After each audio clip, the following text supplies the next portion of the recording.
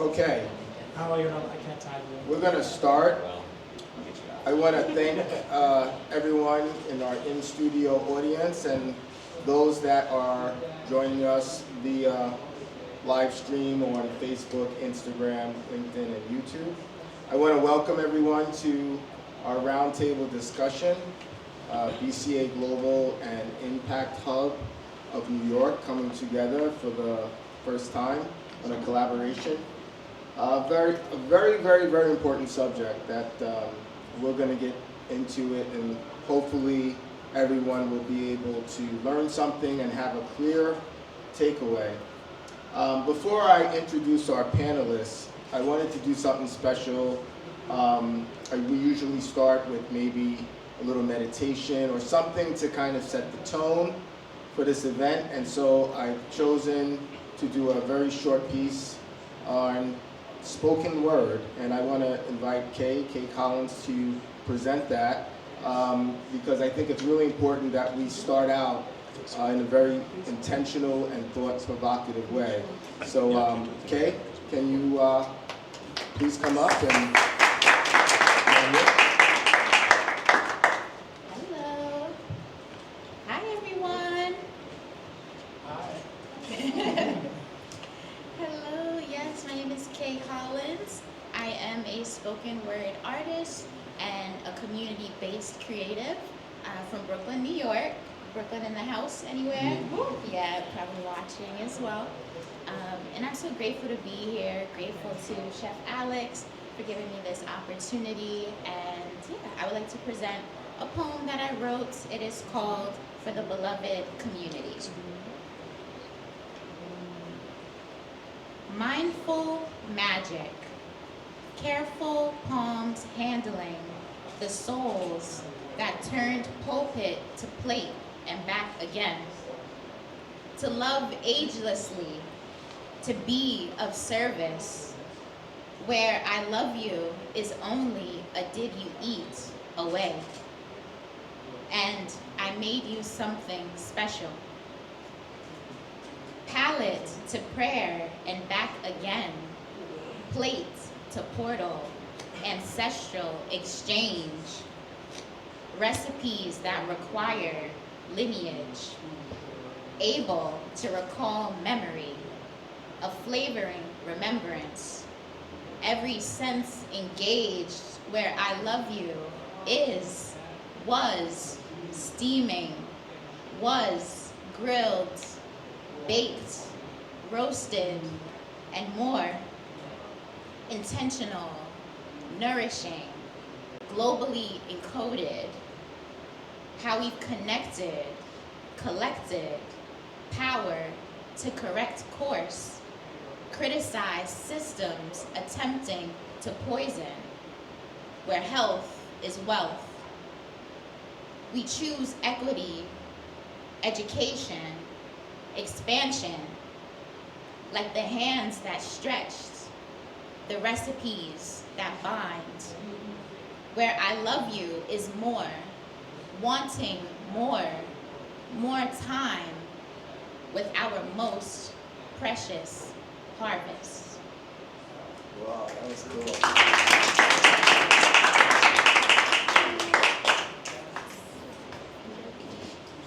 Okay, that doesn't set the tone. That was really good. Thank you, Kay. And I really like everyone to ponder that in the words that were expressed, because I think it was more than a poem.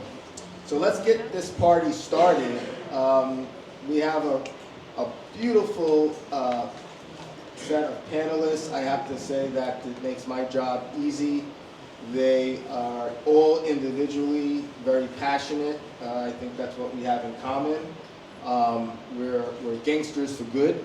I don't even know if that makes sense, but it sounds good.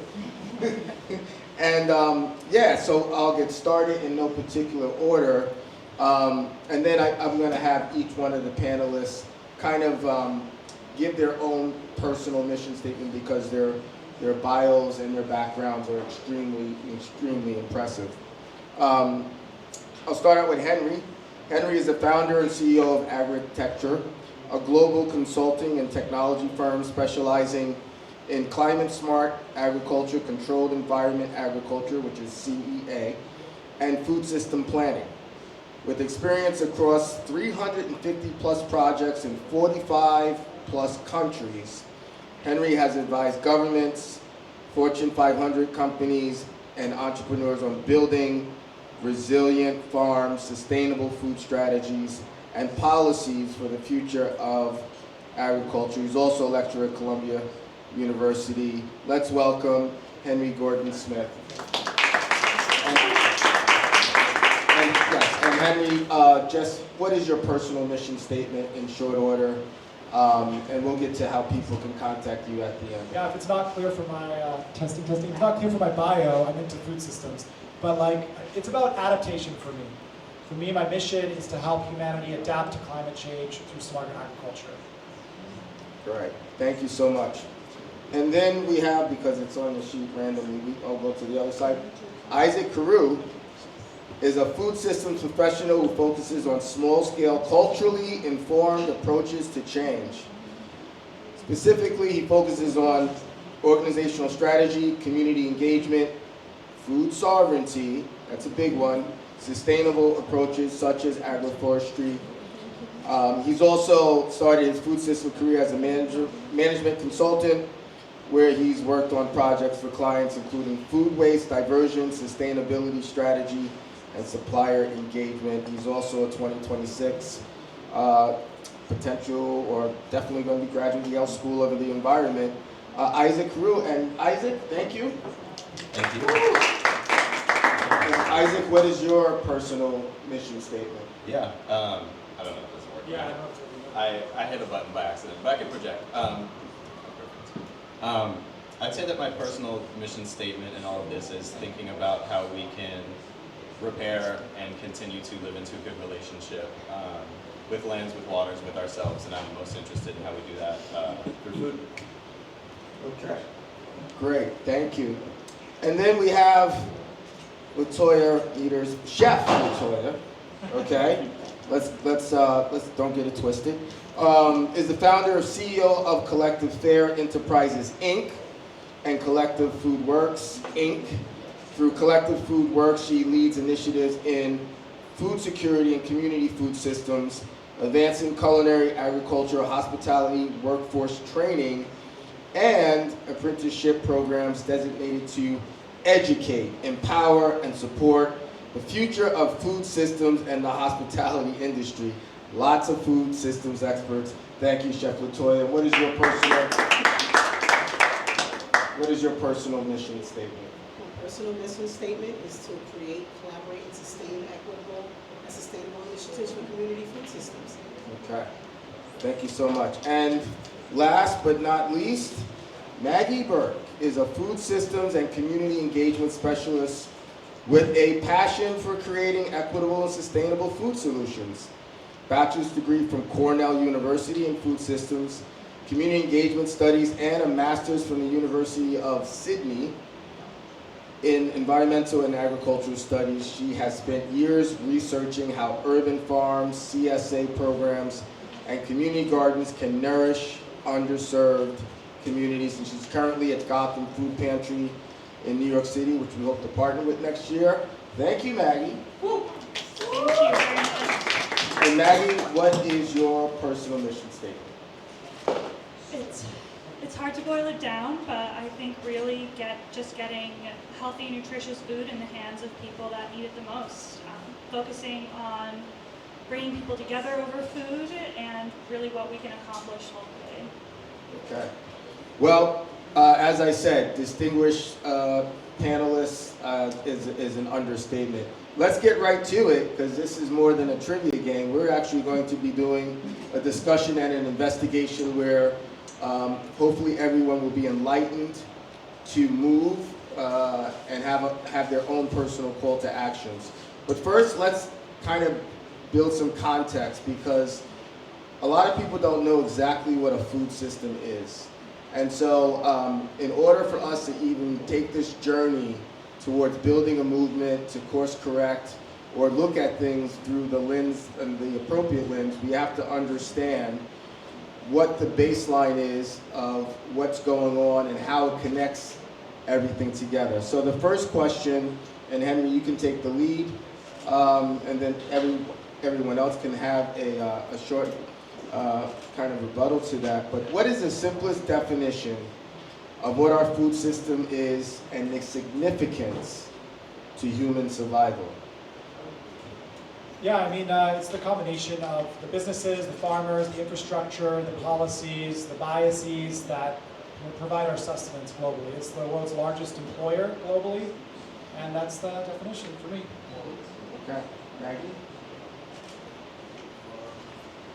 Yeah, I think summed up what the food system is really well.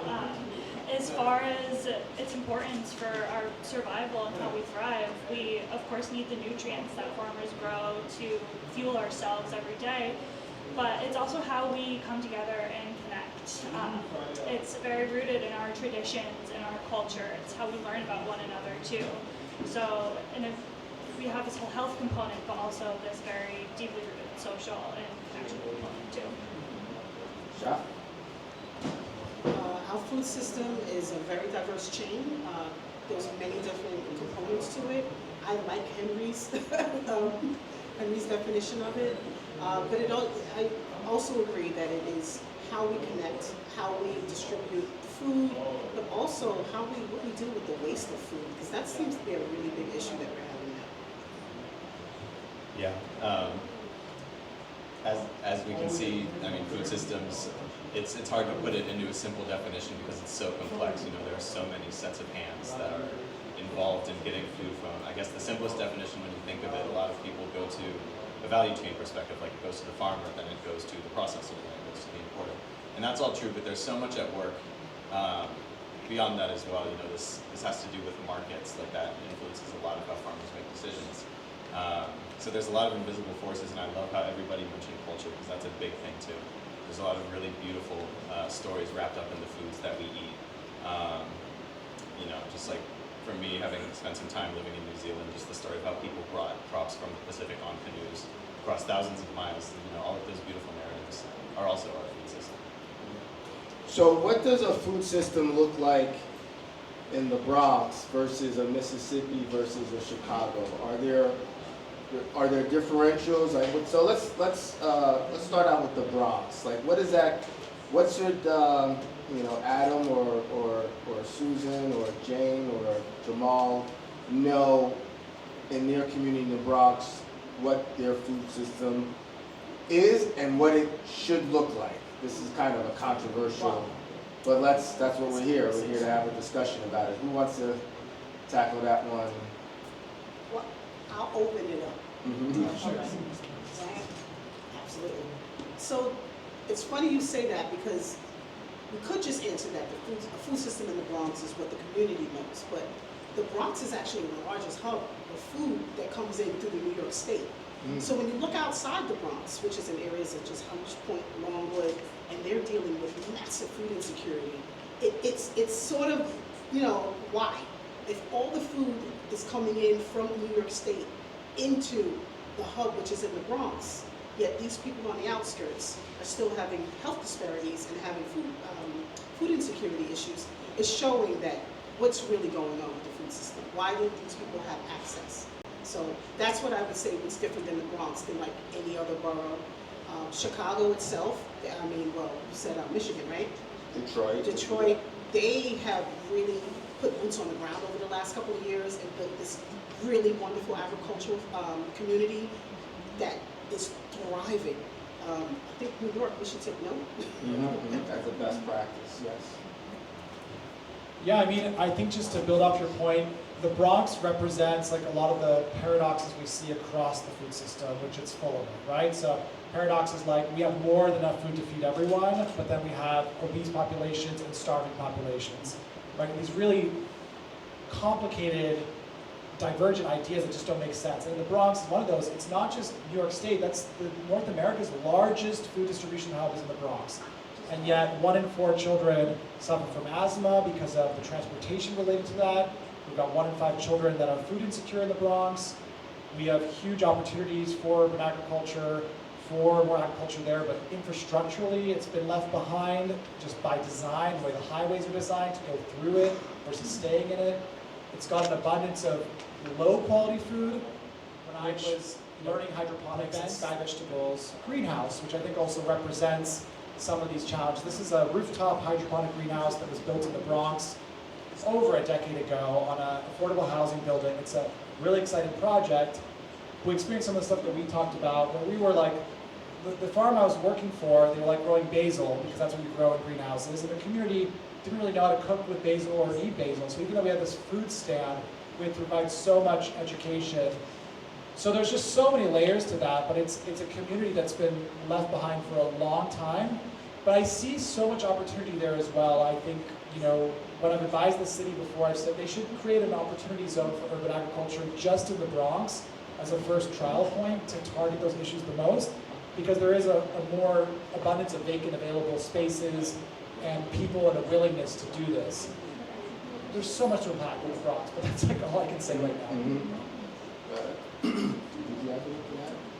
So, and then, you know, if we flip the coin on the other side, we have the rural food system equation. I read recently something disturbing, that there's a lot of people in the farming ag side suffer from food insecurity too. And that's a topic that if we have time, we might want to take a dive into, because they are very relevant. They're the front line of our food system. And not to get too controversial, but this is what these are, anything involving me is probably going to have that connection. There's that subject of farmer suicide and what's happening with the distress. That's actually not only the farmer, but animals and plants also get stressed. And so not from a quantum physics standpoint, but we put that in our bodies. Okay, yeah, so what does the rural picture look like in a food system? Say you're in the deep south or in the deep Midwest, if that's something. What does that food system look like? I know food access is something of a situation, but I heard recently from someone from Mississippi that these food delivery places will meet you halfway, which is kind of in my mind meeting diabetes halfway. But anyway, what does the rural food system look like? Yeah, so I can speak a little bit more to an international context and a domestic one for this, just because I have family roots in rural Jamaica, and everything you're saying is absolutely true. And it's shocking, it's like these smaller farmers in particular. If we take a global look at it, that's where a lot of food insecurity is coming from, is these rural areas. And I think one example of this that comes from the coffee space. I was recently in Mexico City. I have a friend down there who has a coffee company called Buna, B-U-N-A. They do great stuff, check them out. But what he does is he'll go out and he'll talk to farmers and he'll do sourcing with them. And he realized over the course of doing that work that the vast majority of those farmers had never tasted their own coffee. And so he brings a portable roaster, and so he can roast it and he can make the cup for them, and they can actually taste what their coffee tastes like for the first time. But that's a microcosm of this whole system, right? Is there's so much pressure for farmers to put food on the table in the economic sense, like in the metaphorical sense, that so much of it is going into the market and trying to earn a livelihood.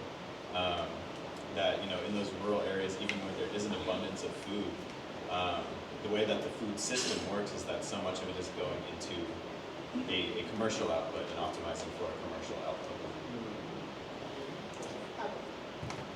I would even tack on and say that I would imagine that's the same problem that American farmers are having if they're growing soybean, they're growing corn, and these are not food that they can eat, because the corn that they're growing is we can get into that later, but this is not food that they're able to sustain themselves. And because it's almost like, it's a funny thing we say in the industry, like, our auto mechanic doesn't fix his own car. So it's almost like a farmer probably isn't growing his own food. So, and then the way that they're paid out is atrocious. So they're dealing with food insecurity, they're dealing with poverty, and just trying to keep their family afloat. And it's such a terrible thing to have, Sure, I was just going to touch a bit on Also just the loss of the small farm across this country, and how that mid-sized to small farms are on average operating at a deficit. And so you're most often relying on a second income in the family, which really will impact your ability to go buy fresh groceries just like anyone else would. And so trying to compete with the huge commercial farms that we have here in the States too really makes it difficult on that local rural context. Yeah, and globally, most of our food is still grown by smallholder farmers for the global supply. And there's a lot of big farmers now that have taken a huge fraction of that, but it's still the majority. And we have the issue of aging farmers, right? So the issue of globally, there's this culture that once we make more money, once we become more urban, we remove farming from our culture. And that's what really inspired me about urban agriculture, is it's a way for us to maintain some semblance of the culture of agriculture in our cities. And what's the value of that from a resilience perspective, from an appreciation of the food system perspective? That's what I think cities, should bring in rural agriculture into the city in that sense. So, as the farmers are aging out, we have this critical stage where we're actually losing their skills and their knowledge, which is another, we can add to the list of challenges we face. But I was reading recently in Japan, this is a major issue. The average age is 68 for the farmers there. 68? So, yeah, so in the next 5 years, it's basically game over, for most of those farms. And there's no one interested in taking them over. And the kids are not. The kids are not. I mean, even nowadays, most farmers are going to raise their kids, go to the city, be a lawyer, be a coder, or whatever the future jobs are supposed to be. They're not raising their kids to be farmers, right? If you can get your kid off the farm, that is the better future for them. That's a problem. Right. That's a signal that we don't value the food or the farmers nearly enough, and the future that we depend upon them for. Right, and that sounds like it's going to be a serious catch, whatever that is, 21. All right, so now we have context of the food system, which is really important to lay the groundwork. We're going to start now digging in a little bit deeper into what I call the critical element, or the crisis elements. And I think it's really important. I think it's really important for people to understand the difference between having a problem and a crisis. If I wake up in the morning with a headache, that's a problem. But if I need brain surgery, that's a crisis. There are some huge differences between having a problem, which most of the time is solvable, versus a crisis, which becomes, to some degree, not so easy to fix or solve. And so if we're looking at it that way, I think maybe we can have a better sense of urgency, because when I, engage in conversations and they say, the conversation starts with, well, in 5 years, no, hold on a second. We might not have 5 years. Maybe we need to change the level of urgency, frequency in this conversation. So the second question is, what are the core issues we face with our current food system? What are the core critical issues that we face, that everyone can understand the seriousness of the dilemma that we're facing right now? And this is where it gets a little dark, and it should feel this way, because this is a very serious subject. Who wants to start there after that moment of contemplation? Yeah, I mean, there's a whole, this is why I teach a lot in my class in climate smart agriculture. Obviously the one that we focus on in the class is the already active impact of climate change on our food system. So again, another paradox here a little bit. The food system is impacting and accelerating climate change, and it's also extremely vulnerable to it.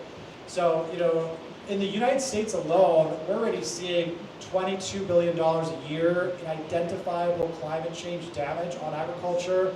Africa is even close to that number, even though it's much more volume.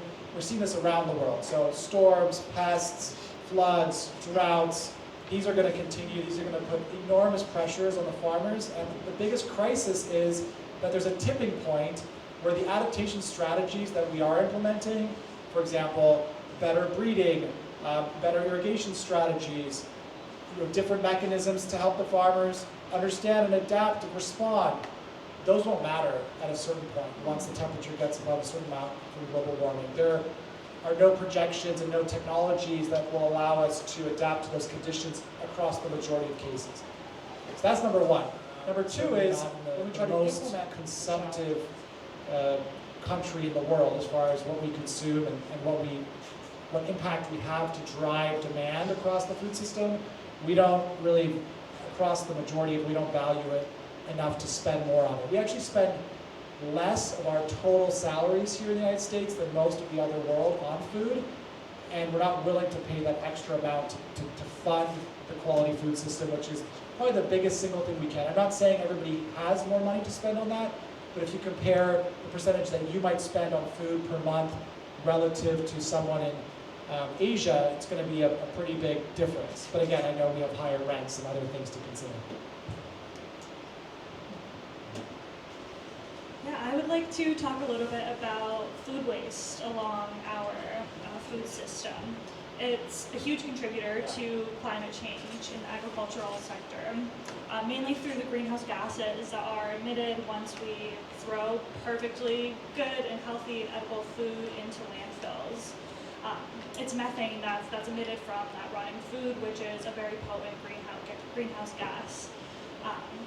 And yeah, I'll throw a couple big numbers out here because it's an equation that doesn't make sense in my head. But in the US, we have about 47 million Americans struggling with hunger. Yet we waste about 40% of the food that we have available to us. That happens at all different levels, whether it doesn't make economic sense for a farmer to actually harvest a crop in the field, whether it's grocery stores rejecting food because it doesn't meet kind of their pretty produce standards, I know, or overstocked there, or us throwing away food at home because maybe we just let it go bad in the back of the fridge, or because we read a date on the food packaging that was actually incorrect and really wasn't based in any truth. So yeah, I've gotten to learn so much about the impact of food waste at my current role in Gotham Food Pantry, and it's been incredible to see how we can rescue this perfectly edible food and redistribute it to people who need it the most. So we had 5 years. I think the human condition is so funny to me because we forget so soon. 2020, everyone was put on the same playing field. Every single person, every single human being on the planet was put on the same playing field. We were all food insecure. We couldn't go to the grocery stores. We couldn't get access. It wasn't there. I could speak from experience because I ran an emergency food hub during that time. I was turning away trucks of bacon. Trucks. Like pull up the back of an 18-wheeler and it's filled with food. One, I wasn't going to put that in our community. But every week we were bringing in all of this food that no one could move because the grocery stores were empty.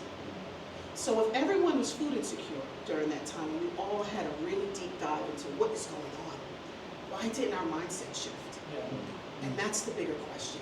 Why did we go back to status quo? Why did we go back to everything's hunky-dory? Yeah. The problems already existed. We were watching the farmers dump milk in the street. We were watching this, and we didn't stop to think and say, you know what, something's wrong. Let's fix these issues. And here it is now, like you said, 5 years later. EBT and SNAP is about to get cut off November. This is what they're saying. We had 5 years to prepare ourselves. We had 5 years to plant a seed. We had 5 years to empower our community gardens. We had 5 years to create something, but we went back to being comfortable, or what we think is comfortable. And that's the scary part to me is, unfortunately, the sadness of this all is we're going to have to be put back into a situation where we are uncomfortable for the rest of us to realize how fortunate we actually are and the opportunities that we actually are to put urban farming. If you put, I would imagine a world where every community garden actually has a greenhouse on it and has hydroponic agriculture in it. You know how much that would change the nature of that community? But because we are standoffish about the technology, or we don't think that that's important, it's really stopping us from really changing and pivoting to the type of food system that we could have. Yeah, it's a lot. Yeah, so true. Yeah, I think maybe what I'm feeling would put a bow on this is one big issue is that a lot of us on multiple levels lack food sovereignty. And I'll break that down. So food sovereignty and food security are two different things. So food security is your ability to know that, okay, I'm gonna have something to eat, but it doesn't necessarily tell you what that thing's gonna be, if it's the thing you want, the quality of the nutrients and calories, etc. But food sovereignty, on the other hand, is you having an ability, whether as an individual or as a collective, preferably as a collective, to say, we're gonna have these foods because these are the foods that we want to eat for whatever specific reason, whether it's cultural ties, whether it's health, whether it's growing it brings some benefit to your ecosystem. That element of food sovereignty is really missing from a lot of our lives, but also on a broader community and even geopolitical scale. If you look at Hawaii as an example, if there were no imports running into Hawaii, or going into Hawaii, they would run out of food in a week, which is just wild. Like, if you've ever been there, it's lush. There's so much good land to grow things on, and we know that before it was transformed into a plantation system. You had places like Lahaina, like that was called the Venice of the Pacific. There was an abundance, and those islands, before we had conventional agriculture, were still sustaining a similar number of people, and the Green Revolution techniques were not necessary. And so for me, it's food sovereignty. Like, that's something that's really missing. Is the ability to have the food, but not just to have the food, to have the food that you, as a collective, have determined is what you want, and what is going to nourish you. Okay, well, that was a sad subject. We're going to shift a little bit, just a little bit, because in the context of everything we're talking about, this is a very, very serious discussion, and maybe we would have put it on the flyer, roundtable, serious discussion. I just think that, the emphasis on alerting people to how serious it is, I think, is one of the key things, and this group of panelists represent that well.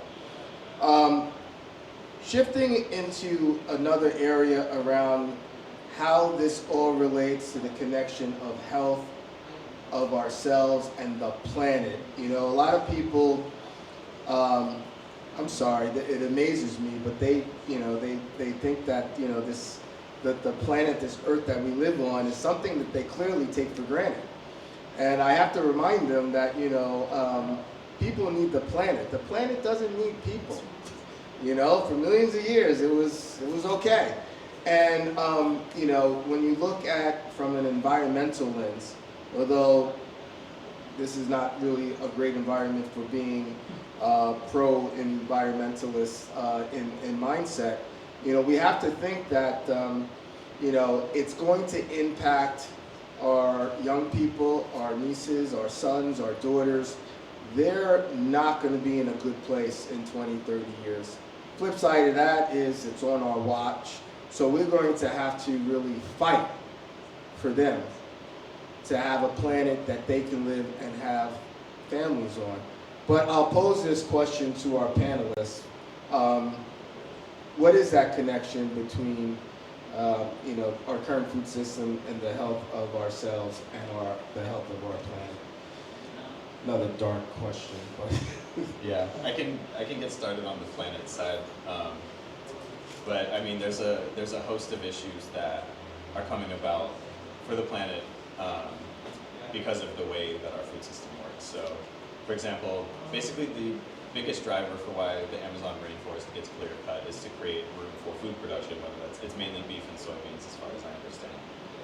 But so much of our species' footprint on the land is for food production and the way that we currently produce food, and we've already talked about some of the issues that come with that. That's happening at that huge scale, and that's not just the land, that's also waters.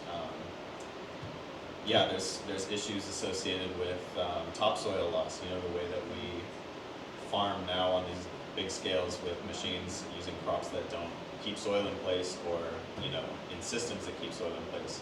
That good topsoil that is the reason why the Midwest is the breadbasket, because that was prairie land.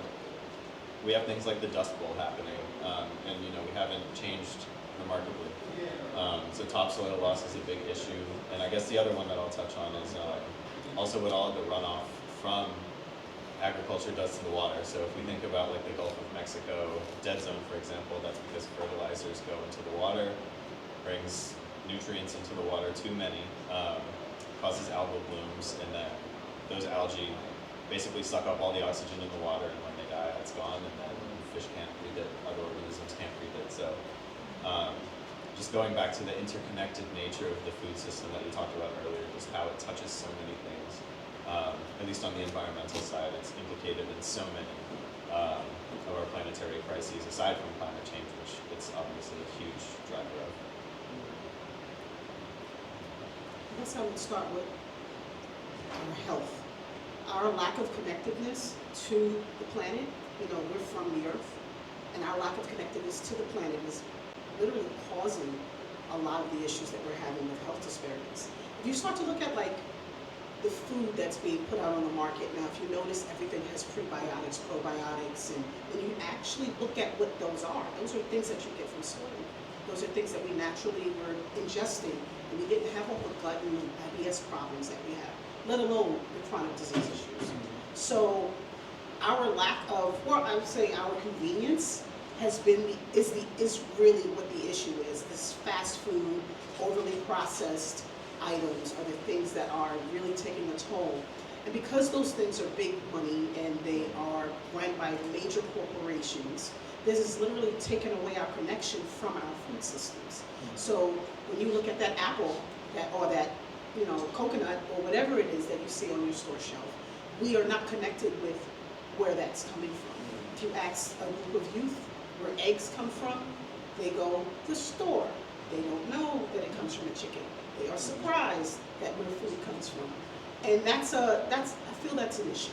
If kids are don't even know where food is grown or how food is processed and what it does for your body, what does that say to the parents that are teaching? What does that say about the parents that are teaching them? Right. Yeah, and I got one, I heard a couple of years from a young person that tomatoes came from ketchup. That's when I threw up my hands and said, I don't know if this is working out. Yes, Maggie. Yeah, I mean, you don't know what to fight for if you don't know it's worth fighting for, or how do you do it.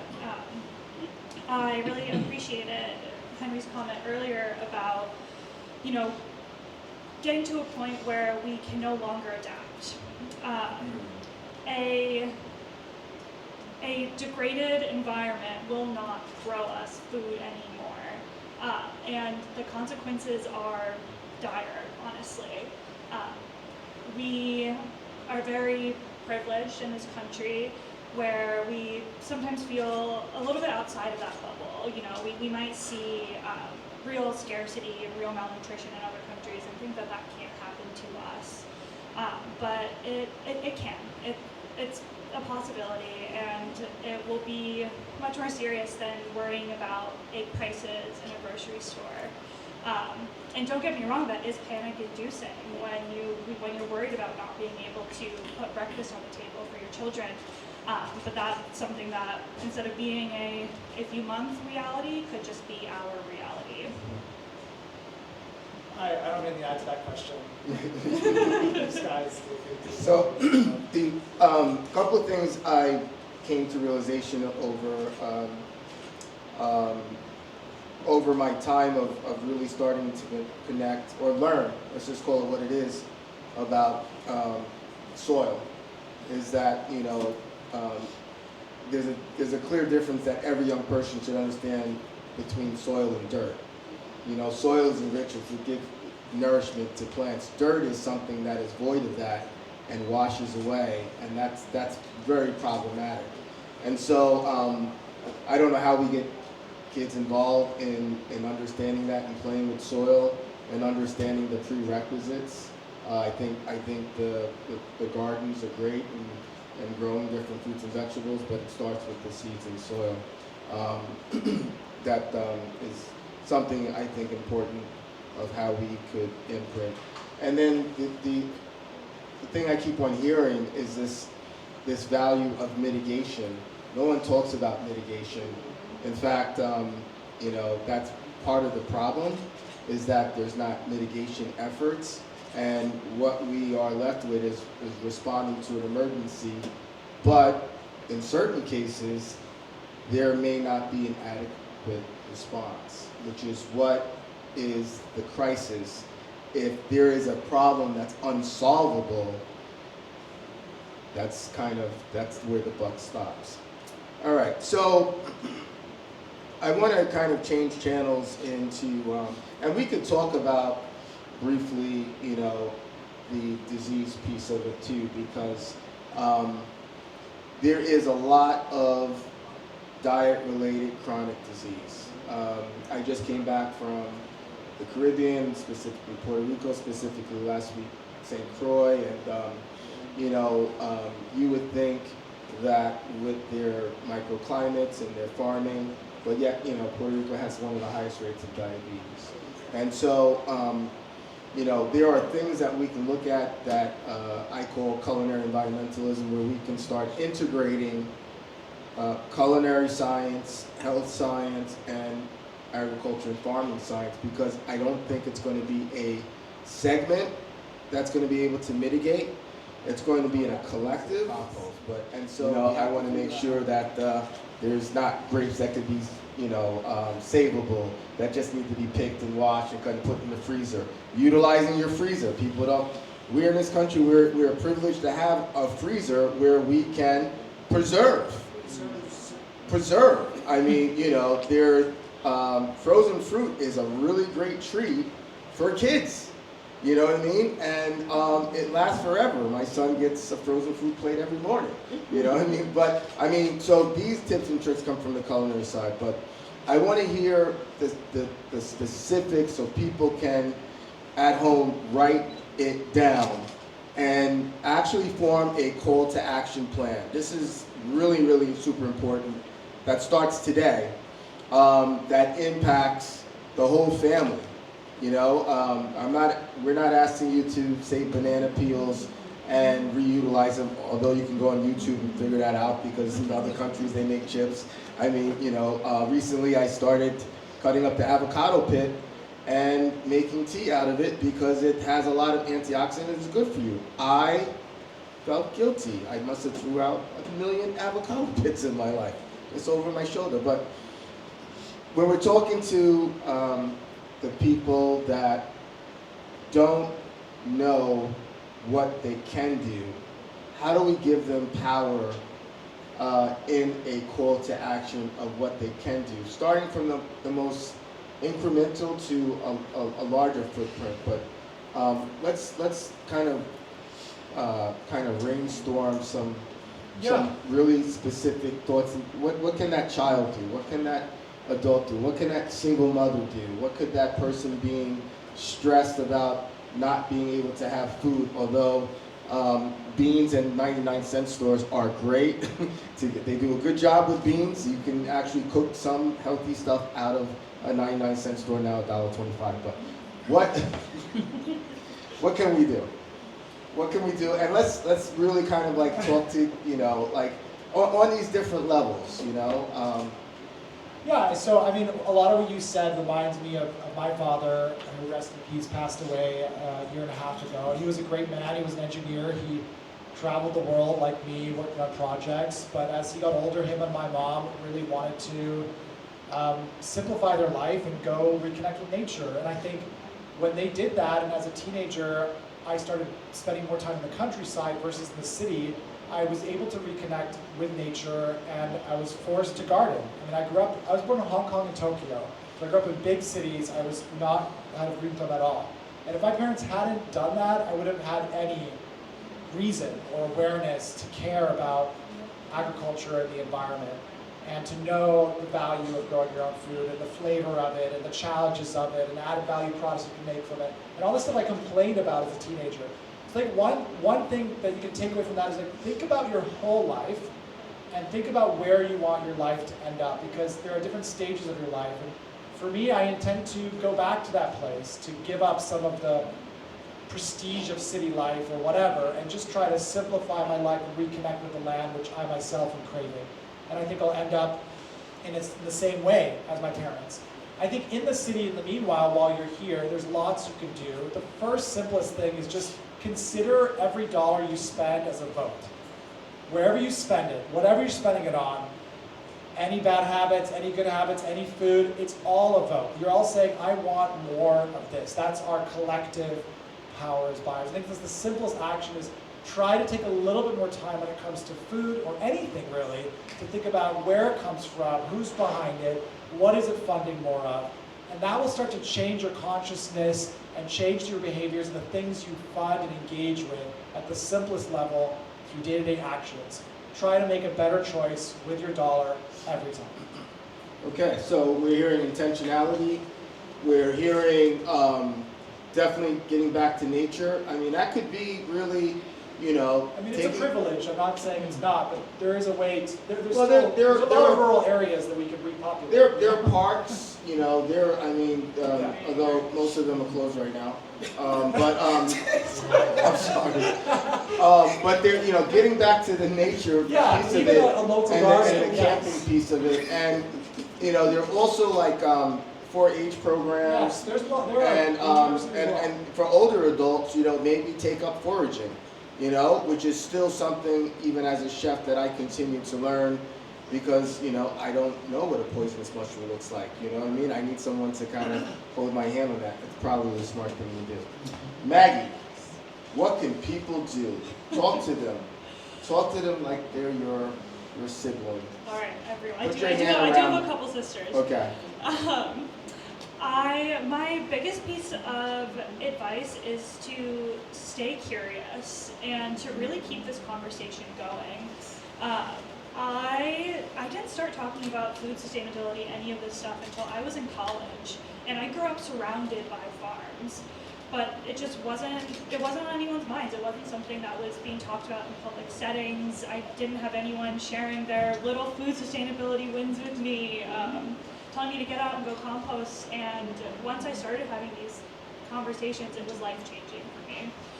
And it could be life-changing for other people too, as far as where their passions lie and what they want to pursue.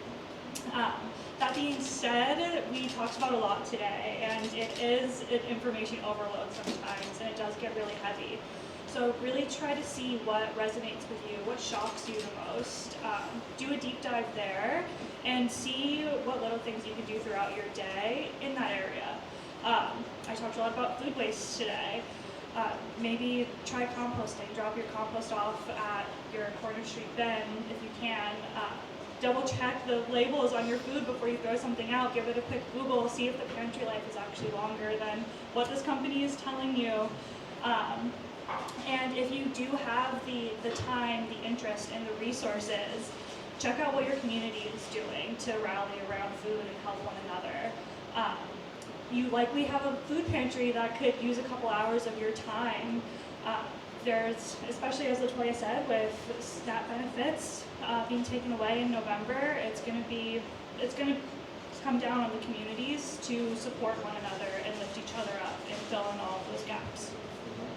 And November is in a couple of weeks. It's not like something way down the road. Yeah. So the takeaways there is definitely having conversations. You know, having conversations around food is the best way to exchange knowledge. You know, cultural similarities, cultural differences. I think that's really important. And, you know, I think it's mentioned that, you know, giving back is something that, actually somebody was mentioning to me that, you know, people come to me to solve world problems, and there are some I can put on my list and others I can't. But, you know, one of them was that we don't push kids to give back anymore. It's almost like it's an optional situation. You know, back in the day, it was like, oh no, you're going to be giving back to your community. So when it comes to that, it could be, you know, being part of a farmer's market. It could be working in a food pantry. It could be, you know, understanding something by a volunteer situation and being part of a group that gives back. I think that's also important, because if people don't give back, the fabric of our communities will not be able to be strong. So I think that's knock on your neighbor's door, see if they're doing okay. It really can start with those little check-ins and those little steps. right. So you don't have to see the flames from our neighbor's house to wonder if they're doing okay. We can knock on the door and be intentional, right? Be intentional about helping someone. Very important, especially for the young person in our audience. Okay. All right. Chef Latoya, hit us. Hit us hard. Punch us in the guts. Ready for it? Okay. So, let's talk about survival now. Mm. Families influence communities, influence government. That is the way it's always been. The thing is that we've forgotten what a family is. We've forgotten how to operate a family. We've forgotten how important the family setting is to the community to dictate laws and governance. These are things that we are literally 50 to 60 years away from. We just forgot. We got our iPhones, so we forgot. Right? If on the family level, we do habits, change your tradition. Maybe that Sunday dinner is when you guys go in the refrigerator and find out what is going bad, and we do a Sunday roast. That's what we do in my family. So every Sunday, because I'm like you, I have good intentions. I buy a bunch of vegetables because I'm going to make a smoothie, and I'm going to this and that. And then by the time the week passes by, those bananas are looking kind of crazy. The parsley that I had, I put it in a jar very nicely after I shopped, but it's going bad. So then I do a Sunday roast, and what that does is I just take out a bunch of sheet trays, and I'm putting all of these vegetables. That builds my Sunday dinner, and then how the rest of my meals go throughout the rest of the week. And guess what I always have? Tons of already vegetables already made. So just changing habits in our houses would help. Utilize technology. I don't know what you guys have seen on the internet, but what's scrolling on my feed is the mill garbage cans. Like, why doesn't everybody have one? You can now compost right in your house, and you don't even need to think about it. If you want to set up a little hydroponic farm in your home, they have compact things. So maybe we need to shift our purchasing power to things that are more environmental. I know we ladies, we love to get our hair done, we love to do our nails, we love to do all of these things, and we spend a lot of money to do it. Thousands of dollars a month. Maybe we shift that to health so that we can take care of what's inside of our bodies. Because that's the most important thing. You're going to be a fabulous looking 85-year-old lady, but you're dealing with a lot of chronic diseases. Let's maybe shift that. When you fix that family focus, this is going to inform, and you invite other families, do a community potluck, bring the families together. These traditions that we do as community now are going to impact the way the community thrives. And all of these things now become the way that we all move.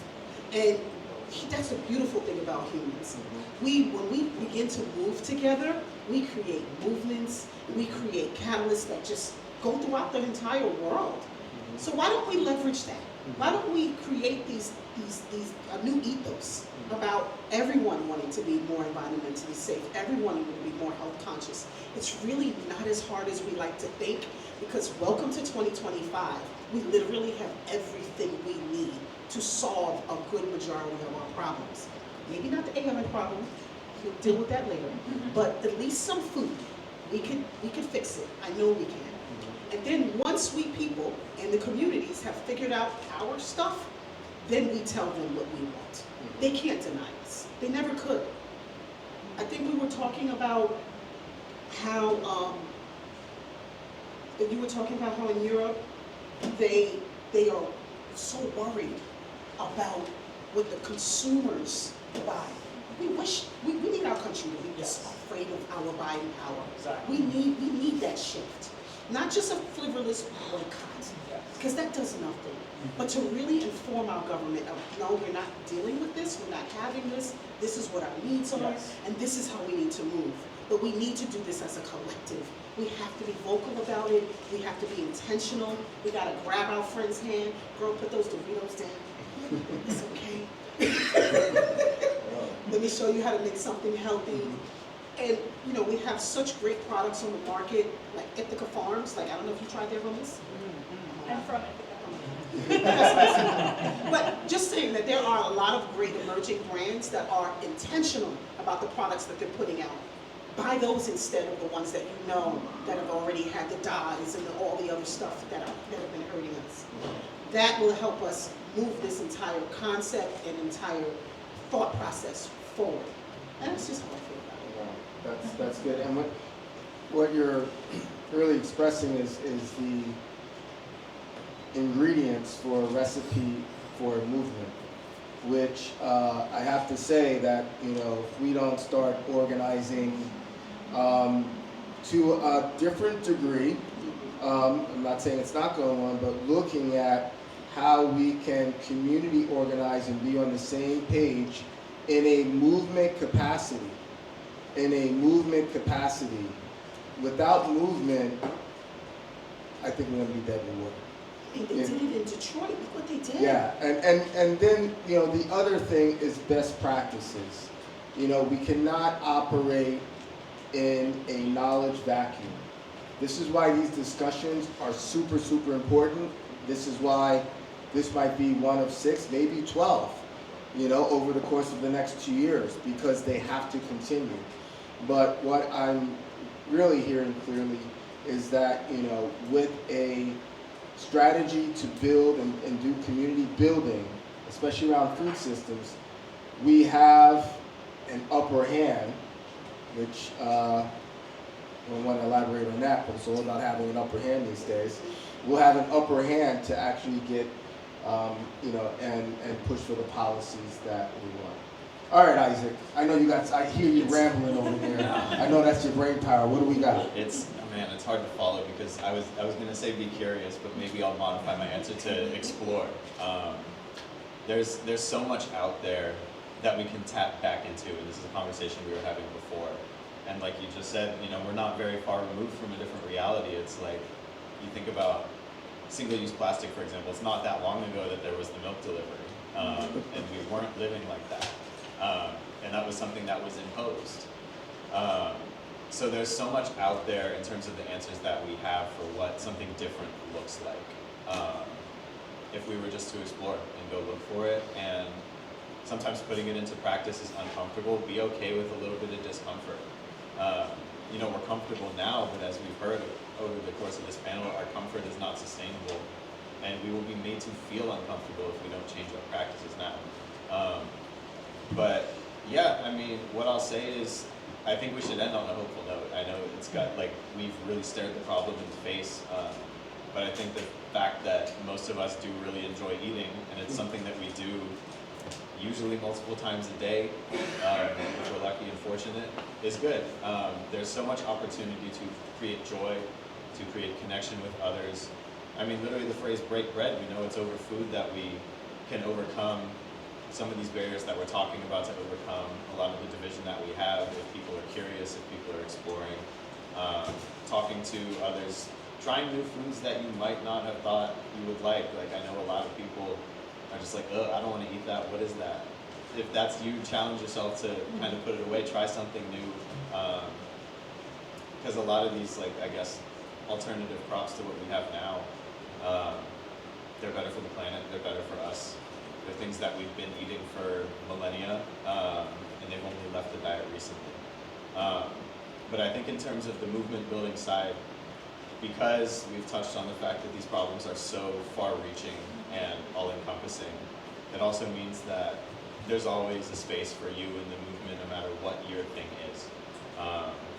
There's a Howard Thurman quote that I'm blanking on right now, but basically the essence of the quote was, we need people who are alive right now, so do what makes you feel alive. It's so easy just to go numb to the world right now because there's so much going on. And I'm a person that's guilty of that sometimes, because it's overwhelming. But if you find those things that make you feel alive, that really spark your energy, and you think, how can I apply that to this movement around food systems? Do you like to cook? Do you like to garden? Do you like to bring people together? Do you like to think about systems issues? Literally anything you're doing, there will be a space for you in this movement if you seek it out and have the conversations, and we will be happy to have you. That's great. Any apps that anyone should think about, since we're talking about, well, we should talk about tools, any apps people should have on their phone that help them in the supermarket or help them, if you, off the top of your head, no? There's a new one out, someone was telling me, it's called Yuka. And you can go into the supermarket, scan the code on the item, and it'll tell you if it's healthy or not, or if it's not. The one thing I like about Instacart is when you click on the item, take your time, you could read the nutrition value, and you can also read the ingredients, and it really helps you to create informed decisions. And then you have a plethora of stores, so access isn't a barrier anymore. So I know it sounds like, oh, Instacart, but I mean, I found it to be a very useful tool. Any other tools that? It's not a supermarket tool, but as part of my mission of adaptation, right, which is what I said my focus is, we built a product which is an online platform where you can plant any greenhouse or vertical farm online. So it doesn't do soil-based urban ag, but it has an online urban farming course, and then it has basically all the tools you would need to plan a business online. It's like sort of a Robin Hood way. I do a lot of premium consulting, but I'm democratizing the basic knowledge so anybody can access it almost for free. It's called Agritecture Designer, and yeah, you can go do a 7-day free trial. If you have access issues and you want it for longer, I'm happy to give it to you for free. But it's a great way if you're thinking about this business, or if anybody is, to see what it looks like. What can you grow? How much would it cost? It's got a market research tool in there as well, where you can like go to the market and think about the pricing you would sell your product at your farm, and an algorithm will recommend the right pricing based on your market research. And as I said, there's classes there about how do you choose the right crops for your farm, and that's not just related to hydroponics, but it's across any urban farming model. What does a nonprofit one look like? What does a for-profit one look like? So it's just Agritecture Designer. If you're interested in that, you can let me know. Right. Too good to go. Too good to go, yeah, it's enough. Yes. What is that one about? Too Good to Go is, yes, prevents food waste. It allows businesses to list their items through the app, and usually at a discount price. So it'll be about a third of the cost it would usually be, but instead of the business throwing it away, you can get it for a great price. Okay. Now, how does our viewers get in touch with you if you wanted to? Can they email you? Do you want emails? I'm really easy to find. I'm henry@agritecture.com or the Agritect on Instagram. I have a weekly newsletter on LinkedIn called the Agritect Chronicles. Very easy to reach. If you want to reach me, you can. I have my card too if you need it. Okay. Yeah, likewise, send me an email, maggie.burke@gothamfoodpantry.org. Happy to connect with anyone curious or any other organizations doing great work in the space. You can reach me, I think Instagram would be best, right? So you can reach me at Latoya Thinks on Instagram, as well as my at Collective Foodworks, that's on Instagram as well. Or you can email me at Collective Foodworks. It's access@collectivefoodworks.org. Yeah, I think the best way for me is also email. So Isaac.Carew, check the spelling, there's a lot of double letters in there, at yale.edu. And I'm also on LinkedIn. Great. Now, can we just leave our audience with one word that you want to gift to our audience? Just one word. If you need time, you can come back and I can do something else. But just, you want to think about it and come back? One word. All right, in the interim, we'll come back to that. We'd like to thank our in-kind sponsors, Blue Strips, Fabulous, Recycle, Norwegian Bread, and Kate's Real Food out of Brooklyn. And this would not be possible without our dear partner, Impact Hub New York. So JP, can you come up? And just say a couple of minutes. We're actually on time, so please say a couple of minutes about Impact Hub New York. Sure. Thank you, everyone who's come out for this. It's a real great honor to work with Alex and the BCA Global team. This incredible panel to hear all these really inspiring words and real words about the situation that we're in. Impact Hub New York Metropolitan Area is a nonprofit organization that's a social innovation center here in Midtown Manhattan. We support entrepreneurs, nonprofits, other kinds of change makers, investors as well, who are all aligned to advance the 2030 Sustainable Development Goals, which are 17 goals for people and planet, designed by people from around the world, agreed upon by 192 nation states, and spearheaded by the UN to bring everyone together to try and tackle the biggest challenges of our time. So it's a real great honor, and we love when people bring great energy, great people to start thinking about what we can do, each of us individually, to contribute to solving these challenges. So thank you so much, everyone who's come to Impact Hub, and we hope to see you again. Thank you, JP. And so we're back to this one word thing. One word that you want to gift, that you want people to leave with, that is not a curse word, because we could always just use that as a default right now. I got it this morning, turned on the news, and that was the default. Okay, well anyway, one word. I'm going to go on the other end and say empowerment. Empowerment. Yeah. Resilience. Resilience. Community. Community. I'll leave it on joy. Yeah. Joy. I'd like to thank everyone, our audience at home on the social media channels.